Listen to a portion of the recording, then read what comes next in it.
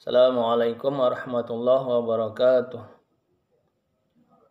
Bersyukur kita kepada Allah dengan mengucapkan Alhamdulillahirabbil alamin.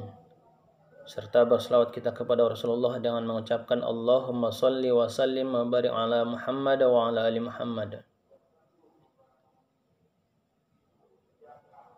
Pada kesempatan ini kita akan membahas kitab Al-Azkar halaman 6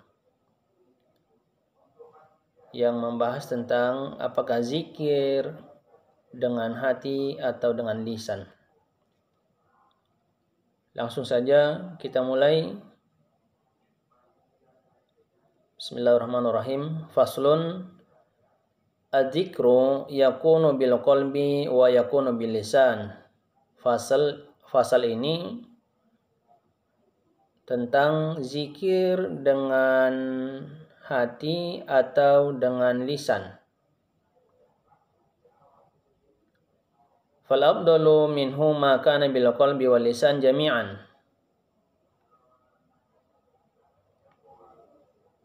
Yang lebih afdal dari keduanya itu,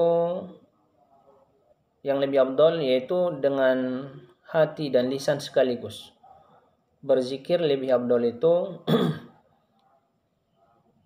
tidak dipisah, maksudnya sekaligus antara hati dengan lisan.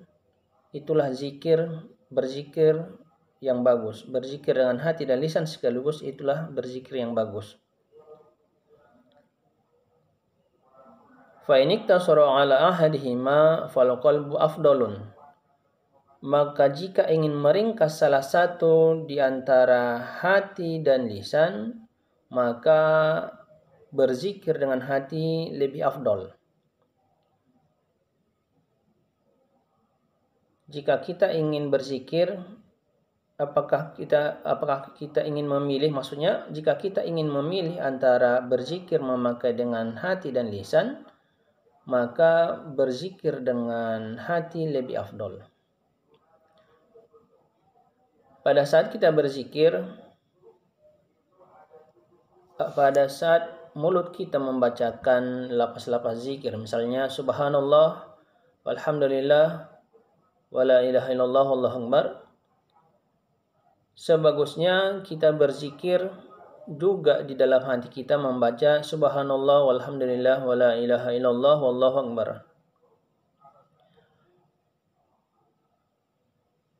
Bagaimana cara berzikir dengan hati? Maksudnya menggabungkan dua dimensi lisan dan hati, yaitu pada saat kita membaca zikir, mulut kita membaca zikir atau lisan kita membaca zikir, misalnya subhanallah, dalam hati kita maha suci Allah. Walhamdulillah, segala puji bagi Allah, dalam hati kita segala puji bagi Allah. Wala ilaha illallah, wallahu akbar, dan hati kita mengatakan bahwa Tuhan hanya Allah. Wallahu akbar, dan Allah maha besar. Itulah yang harus kita biasakan bersama. Maksudnya kita bisa menggabungkan dua dimensi zikir, yaitu zikir dengan lisan dan zikir dengan hati. Itulah zikir yang lebih afdal.